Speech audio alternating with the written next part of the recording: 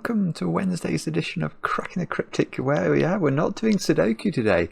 We're going to be having a look at a brand new type of Akari puzzle. Now, Akari is one of my very favourite Japanese logic problems. It's the puzzle where, I don't know if this is going to work actually, it's the puzzle where if you put a light in the grid, so these circles are lights, it illuminates everything it can in its row and its column, and the idea is that you fill every white cell with light such that the lights don't shine upon each other. It's a really cool puzzle. I used to love it back in the days when Nicoli was functioning and we could all race on those world-class problems every day. But there has been an innovation to the basic logic problem of Akari, which has been flagged to us, and we've been recommended to try this puzzle, which is by Wisteria Fall, and it's called Anomalie Bleue. And the innovation with this sort of Akari puzzle, and you can see some special software has been made that allows you to play it, is that the lights that you put in the grid are not just one colour, they're either red, green or blue. So some cells have to have this cell here is, you can see it's got R and G in it, so it's colorblind friendly. Even if you couldn't see that was yellow, you would know it had to have a red light and a green light shining on it. So you have to illuminate this cell with a red and a green light. This cell has to have a green and a blue light lighting it up, etc. And apparently this sort of revolutionizes the logic of Akari puzzles, and we had emails from people like Tesseralis saying you just have to do this because it's so brilliant, and so that is what I'm going to get to do today, which is very cool. Now I have got some news for you today. In fact, I'll start off with, I received a cryptic message this morning over on the Discord server. It was saying something like, it was a warning about the dangers of AI. So I don't know if anyone else has received something like that. I'm not sure who it's from, but basically be on the lookout for anything strange happening on the Discord server. Other news. I have got one birthday to do today, but over on Patreon, we've got the videos up for the Patreon reward for the Trick or Treat Skunkworks hunt. So do check that out. If you got stuck on any of the puzzles, there is help available now. We are working hard on November's monthly reward and on other things too. And there was one other thing, Line Sudoku, our brand new app, is out. Anyway, let me do the birthday, which is to I think it's Meze. I hope I'm saying that correctly. And that's I think it's a Romanian name actually, and that's from Daniel. And Meze, you've turned 24 today, and Daniel basically wanted to send you lots of love, and he wishes you faith and confidence in all you do, and wanted to reassure you that all will be well and temporary obstacles will be overcome, which seems to me to be a very nice message. So Meze, I hope that you're able to have chocolate cake today and a very, very good birthday. And that's the news. So now we're going to solve some Akaris. So I've got 3 puzzles to do. Let me talk you through who wrote these puzzles. This first one is by Sam Kappelman-Lyons, the brilliant setter and solver from the UK. And the testers tell me this is sort of a basic Akari puzzle, so we're all going to get off on the right footing. And then I've got this puzzle. Now this is from the Genuinely Approachable Pencil Puzzle series over on the Discord server, and this puzzle is by none other than Walker Anderson, and Walker deserves massive congratulations for just coming second in the World Puzzle Championship literally just days ago. And Walker sets puzzles regularly on the Discord server as part of this Genuinely Approachable Pencil Puzzle series, which you must check out if you don't do it already. It's absolutely fantastic. Every day there is a brand new pencil puzzle, and the idea is that they're all sort of coffee time puzzles. They're not intended to take half an hour. They're not like the puzzles on the channel where they're meant to be brutal, but they're meant to get you in the right frame of mind such that the puzzles on the channel are very much more approachable, I suppose, once you have that basic logic and rule set in your brain. Anyway, Walker set this one. This is from the Genuinely Approachable Pencil Puzzle series. I'm hoping it will also introduce me to this software, because Yeah, okay, so I can see, you can just, so if I press G there, is it going to, yeah, okay, so it sort of looks like it works as you might expect, but it's not software I've used before.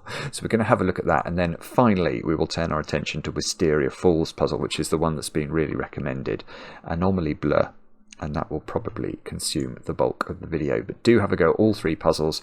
I'm sure they're all going to be fun. The way to play is to click the links under the video. But now I get to play. Let's have a look at Sam's puzzle. Oh no, hang on, I should read the rules. If you don't know what the rules are of Akari, I mean, I've sort of gone through them, but let's read them formally.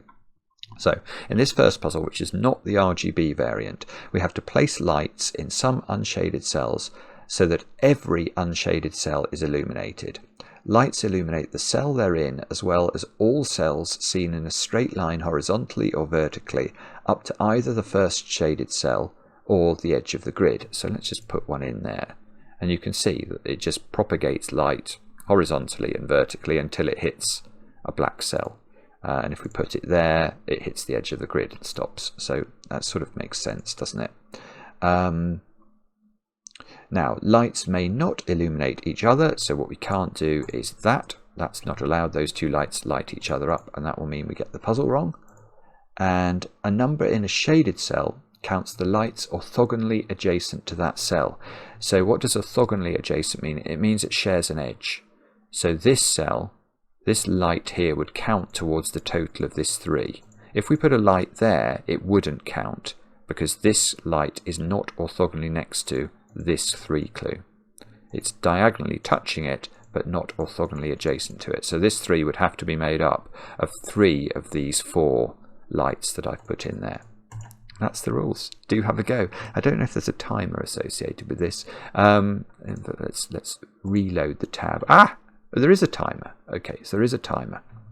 The way to play, click the link under the video. Now I get to play. Let's get cracking. And I'm not proud about this. Some people are, but I will always start by, is it right clicking? Yeah. In this software, it's right clicking allows you to put dots in the grid. So I always ring the zeros with dots. And in fact, you can see it's useful there, because how do we light up this cell, given we can't put a light in the cell? Well, only with that one. Similarly here, how do you light this one up? Only with that one. And the 1 now has got one light orthogonally next to it, so we can put a dot in here. You can get really quick at Akari. Oh, that cell's the same as this one was. That one must be lit, because otherwise it's the only way it can get lit. One little tip, you see this 1 here, we can immediately put a dot here. And that similarly works with the 3s. We can dot all of these cells around a 3, because if we were to put a light in here, you can see it would mean we could never put a light anywhere orthogonally next to the 1 clue. So things like this are very natural. That allows this light to go in. Look, how do you light this cell up where my cursor's moving? You've got, no, I lost my army. Oh no, what a dramatic fail. So this has to be a light. This dot here has to get lit. That must be in. How do you light this cell? Only with this one. That means this is a dot, doesn't it? Because we've got our 3 cells around the 3 clue. Okay, now we get stuck. Oh, well, how do we light this cell? Like that. So that's got to be dotted. Oh, the only place we can get an orthogonal connection around the 1 clue is there. This 1 clue needs an answer. That forces this look. And he says, trying to... Oh, I see. So this cell must be lit now. Okay, and there's... Oh, and this 1. I was about to do that the complicated way. I'm so strange the way my brain works. I could see those 2 couldn't be lit, because if those 2 were lit, you couldn't put one around the 1. But the simpler way of doing that is to see the only place you can put one around the 1 is there. That fences off the sort of easterly side of the 3 clue and forces that pattern. And we could, oh, I see. And now this square, look, this can't have a light in it, or you couldn't put 2 lights around the 2. So that gets dotted, and that forces this, which forces all of those dots, forces that light, This 2 has 2 around it, and we can finish off like that. I mean, hopefully that's just a very basic introduction to Akari. And let's move on to Walker's puzzle, which I'm sure is going to be more, well, I've never done one of these before, so I'm not going to race, by the way. If I was solving the genuinely approachable pencil puzzles in my own time, I would race. But I'm not going to race, because the idea is that we sort of learn about the puzzle together. Now, so it's those basic rules again, except Akari RGB rules apply, i.e. each light is either red, green or blue. A clue in an unshaded cell gives the colour resulting from all lights illuminating that cell. So it's basically what we said before. That has to be, this blue one has, or not blue, what colour is that? Sky blue or something. That's got to be green and blue. I've got to light that up. So do have a go at this one. The way to play is to click the link under the video as usual. Now I get to play this one. Let's get cracking. Now, can I put... Oh, no I can't. Oh, what I wanted to do was the trick I did with the other one, which is to put X's around. Is there no way to do that? What does question mark do? Insert light bulb unknown. Press W. Insert laser line. Laser line? What is... I'm tempted to do that. What does that... Whoa. Oh, golly. Gosh, there's all sorts of things. What does AUX do? Oh, AUX gives me an X. Right. Is that... Yes, okay. If you press AUX, it gives you, you can press X. Right, so I can put X's now, I think, around all these squares. Let's do that. See what that yields. So what happens if you press... Oh, right, so you can like put a little... You can put pencil marks in the grid. Oh, so it's going to be something like auxiliary and definitive or something, based off... What does auto do? Auto mark vest. I don't know what that's doing. Can I use right click? Oh, you can. Oh, although how do I delete it? I'm not very... No, I'm having an absolute shocker with the with learning how to do this. Right. Anyway, let's actually do solving rather than trying to work out what's going on. So, right. So one thing that I think is fairly clear to me... Actually, I can start this. Yeah, so row 2, column 2 here has B and R in it. So it must have a blue light and a red light shining upon it. And that means, actually, we can X that square, can't we? Because if we were to put any light in that square, say we put a blue light in that square, then we couldn't shine a red light into that square as well, because the blue light would shine northwards and westwards, and wherever we tried to put the red light, it would be seen by the blue light. So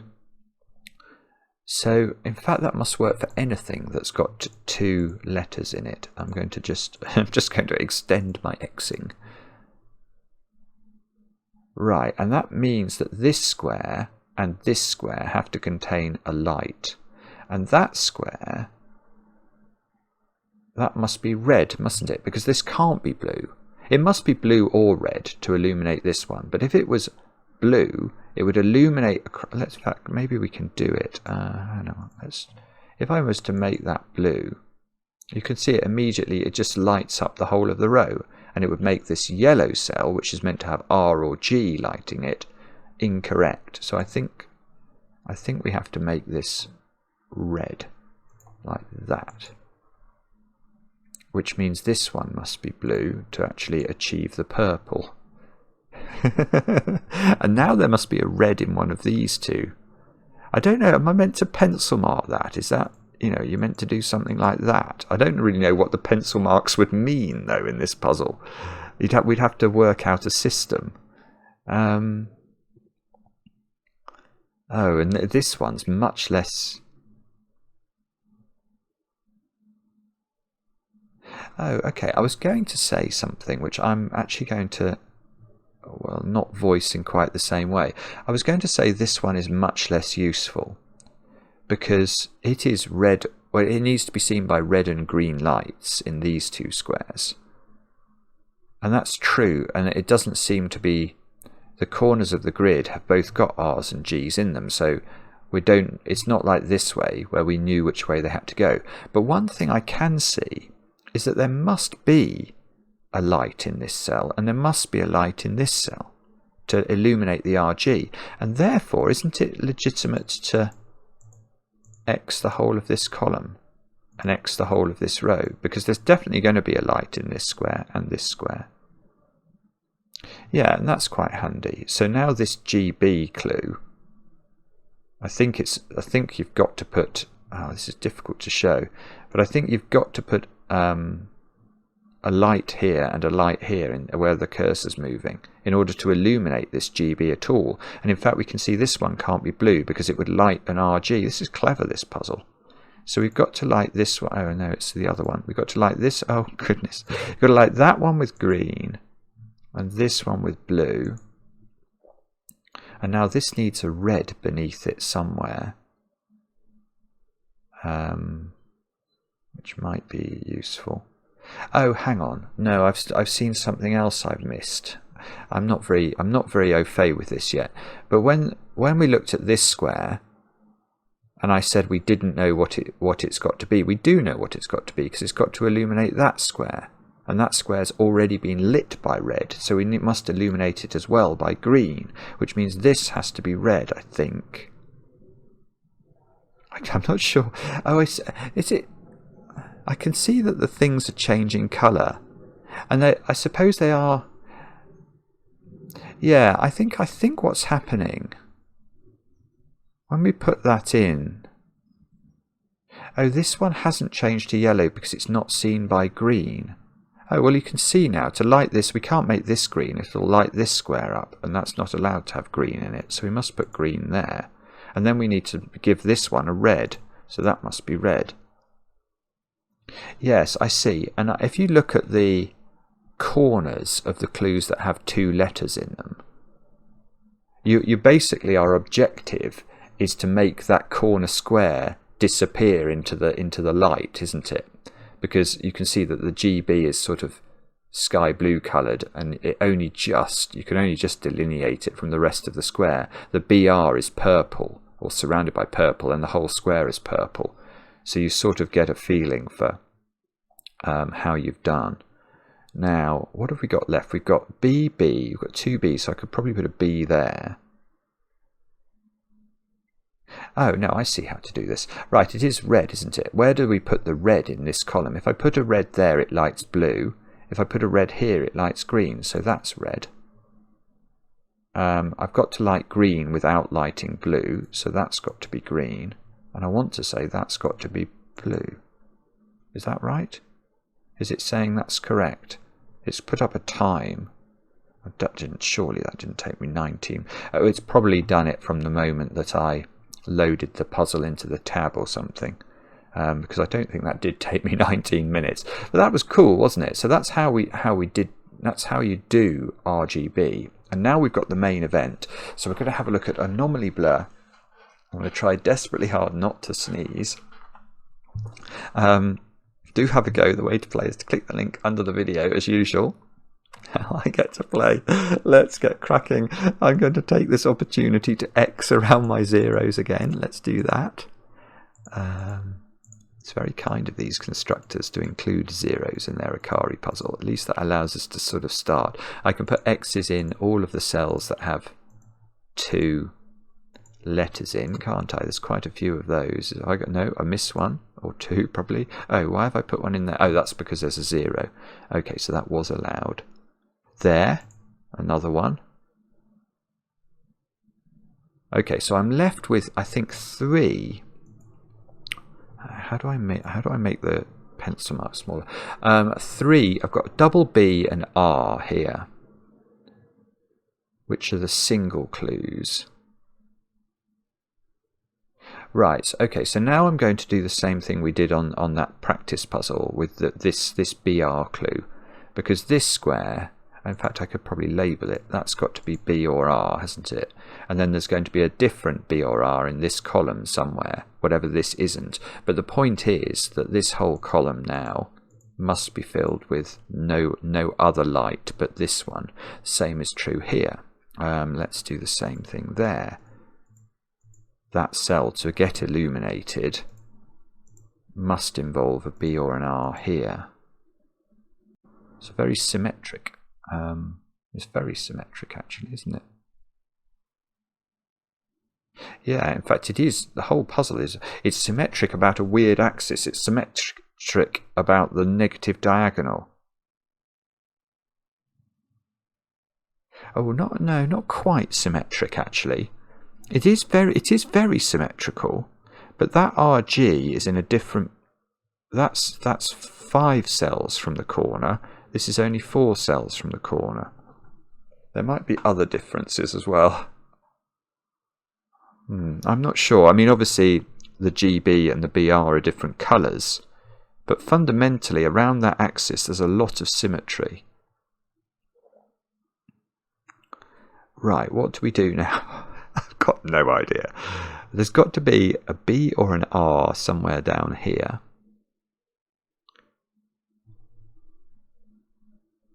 The R here, there's got to be an R in one of those 2 squares, and wherever that goes, it's going to illuminate the red part of the RG clue in its row or column. So if this was R, there would be a G in one of these 3 squares, which couldn't be in the same row as the blue. But it could be there. No, it would. In fact, it would have to be there, wouldn't it? If that's R, you have to put it here, because you can't put it there, because it would illuminate a BR, a British Rail cell. So if this is R, this is G, but that looks like it could be G.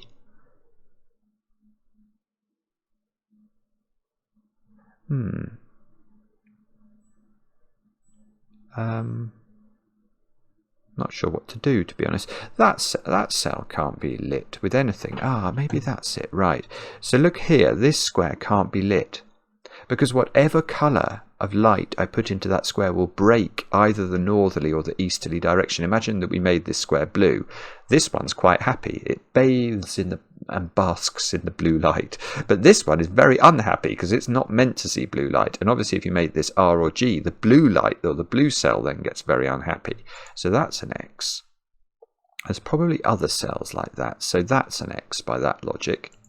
It sees too many disparate lights. Yes, so we need to focus on, what about that square? That square.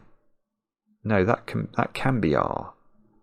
Oh, yes, in fact it's less likely to be a problem where you have a 2 clue and a 2 clue pivoting, because they're always going to have at least one letter in common, aren't they? So it's more likely to be, yes, that one. Look, there we go. No, not that one, because that sees blue in it's that direction. So it's a blue with yellow squares. Wherever there's a pivot for a blue and a yellow, here we can immediately do that. And the red and the GB would be the same, but there's no way to. This cell doesn't see the red. It does see the GB, but it doesn't see the red. Right, so what did we learn from that? We got a little bit of rinky-dinkage around this blue clue.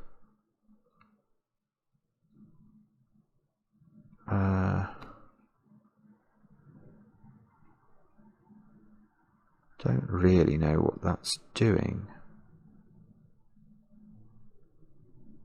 One of these squares in this around this RG, this does seem quite forced, doesn't it? In the sense that one of these 2 squares, either this square or this square, has to be an R or a G, and either this square or this square has to be an R or a G. And whichever way round, if that was a light, it would have to be G. That doesn't work. Oh, I see. Right, that's weird. Okay. Golly. So there's like a second order effect for how the lights bounce off each other, because this square, to have a light in it, would have to be a green light to meet its column and its row. But if this was a green light, it makes this have to see a blue light in its row. But the blue light in its row will break the yellow cell again. So that cell can't have a light in it. So so what we can say then is, whenever you can force a blue, or whenever putting something in would force a blue into a yellow row,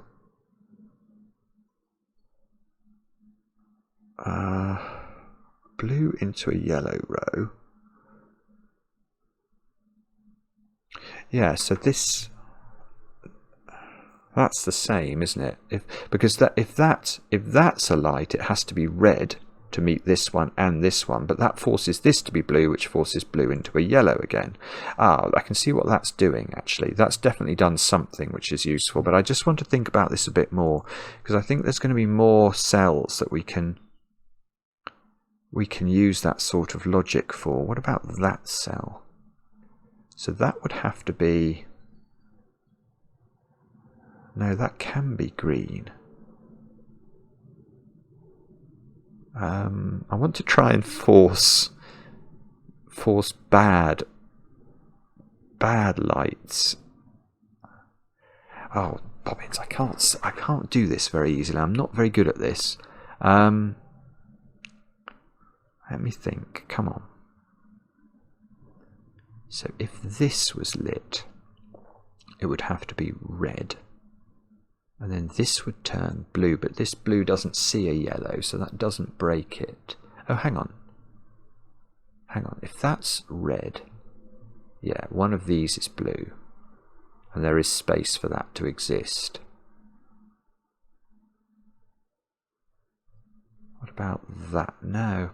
I don't know. Okay, I'm going to go back to what I saw before then. By making these two X's, to light this RG square up, I think it looks like it's the middle of the grid, this RG square. This cell must have a light here. So this must be R or G, and this must be R or G. And that means we can X, look, all the way up here, all the way down here, all the way over here, and that one as well. Now what's that? Oh, yes, and look, this is touching the 1 clue, so we can do those 2 cells as well. Oh, that must have done something. That feels like that's done something huge. Yeah, here we go again. This cell, to light this RG clue, that must be R or G. So again, we can extend X's that way. Oh, this is very clever, isn't it? It's really interesting. Now, this one has a cell around it, so those 2 turn. Now, is it done now or not? I don't know. I fear it might not be. Oh, it was going so well for a moment or two, wasn't it? And now it's gone wrong. Well, not wrong, but I've got all sorts of things written into the grid and I can't see what to do with them. Well, I know one of these is the opposite of this, one of those 2. If it was that one, this would have to be a red. And that would, if this was red, if this was red, that would be blue. And there'd be a red here. Is there a reason that can't be blue? That would light this up correctly. That would force this to be lit. Oh, hang on, that can't be right. Let me just think about that. If this is blue, then I need this to be blue as well, so it would cause 2 blues. But there's no problem with lighting something in 2 blues, is there? Like if you have a blue cell and you light it from 2 different directions with blue in both directions, I don't think that's against the rules. I might be wrong, but that doesn't feel That doesn't feel too obtuse. Right, so I'm stuck. That's what we've discovered. And we've got to find our way out of the stuckage. How do we do that? I don't know. I have not got a clue. I'm sort of scanning around, trying to... I mean, there's something going on up here, isn't there? I mean, this could be blue on its own. And that would mean if this was blue, this would have to be something. These would all not be somethings. So if this is red, this still has the opportunity to be green. If this is red, what's that doing? That's forcing this to be red. So if that's red, this is red, which means that's green. That way madness lies. I don't think that's a problem. Might be, but I don't know why. You almost want to have a way of... I mean, I know these... I've got them labelled as R and G, but they actually have to be different to each other. Because I feel that there could be some sort of ongoing effect that I'm not really capturing with this pencil marking. Alright, so let's think about this a bit harder then. So what about... Can we go any further? What about that square? If that is lit, that has to be blue. And that will make this green and this red, and that would be perfect. That would light this one up with yellow. So I bet you we find out that this cell is blue. That feels like what might be about to happen. Okay. Oh, you know what I haven't done? That needs an X. Oh, Simon, that needs an X. And now, well, that's great, because now that needs to have a thingy thing. Sorry, yeah, I was just looking at this clue thinking, how am I ever going to resolve it? But now I can see how. This square must be a something. Oh, in fact, and I'm going to know what the something is, because it mustn't break. It's a red. That's a red clue. That cell is red, otherwise it's going to break. Now that means this square is green. Now, what does that mean? That means this square is blue, which means something's red. Oh, this is good. That can't be red now. We need a red to light up this square. It can't be there, it will light up a blue. So that's red. Now this needs to see a blue, so that's blue. This needs to see a red, so that can't be lit up anymore. This is amazing. This is we're going on a long chain and it's working. Now this one has had a thingy thing around it, so we can do that thingy thing. This blue needs to be lit, so we can do that, can't we? I haven't quite got the hang of the software yet. Oh, we've got a BR. BR is correct. That's what it's meant to be. How do we... Oh, this is just blue. I was just wondering how I was going to light that, but I think I can just light it in that way. But how do we disambiguate these two? I know they're different. Is it going to be... Oh, it could be done by what happens... Yeah, maybe the red... Oh, I know what it is. Yes. Or do I? Yes, I do. This one has been illuminated with red. So now it needs to be illuminated with green. Where is that green light coming from? I don't know the answer, but I know it's not here. So this can no longer be red, because if this is red, this can never get its green light. I didn't mean to do that. That really it really doesn't like that, does it? So what I need to do is put red in here, I think. Which means this one has to see green here. And that means this one has to see red here. This is probably the most colourful puzzle we've ever done on the channel. Now, what does all that mean? I don't know.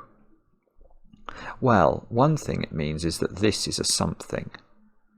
Because this GB must be seen horizontally and vertically, and this, I think, is the only cell left that can shine light on it horizontally. So that's green. in order to not break this square. So it must see blue vertically, which can't go at the top now. Oh, I see. So you can sort of get the hang of this eventually. I don't know which one of those is blue. This one has to see red vertically. I don't quite know how we're going to do. Oh, this is an X. Is that an X now? Yes. Otherwise, this square's broken. So that's a G. And we're left with trying to sort this out. So let me just think about this. So what have we got? We've got red either here or here, and blue either here or here. So if that's blue and that's red, that feels like that works. So why, if this is blue, do we run into trouble? If this is blue, then this has to be red.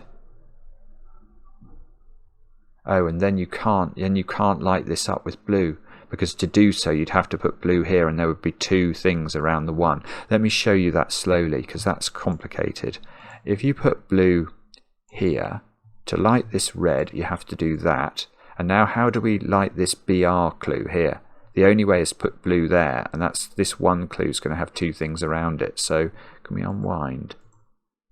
So we now know, in fact, that this square is blue, and this square, I think, is red. There you go. There you go. That's brilliant. Wisteria Fall, take a bow. What a lovely, lovely twist on a very favourite theme. Akari RGB. Really, really clever stuff. I'm not sure. I think you could get quite good at those. You know, you get better with the software and get better at looking for the pinch points, which were not obvious to me, at least initially. But I did enjoy finding out about how that puzzle worked. Did you have a go? If you had a go, let us know in the comments. Give the constructors some love. 3 constructors today, and I enjoy the comments, especially when they're kind. And we'll be back later with another edition of Cracking the Cryptic.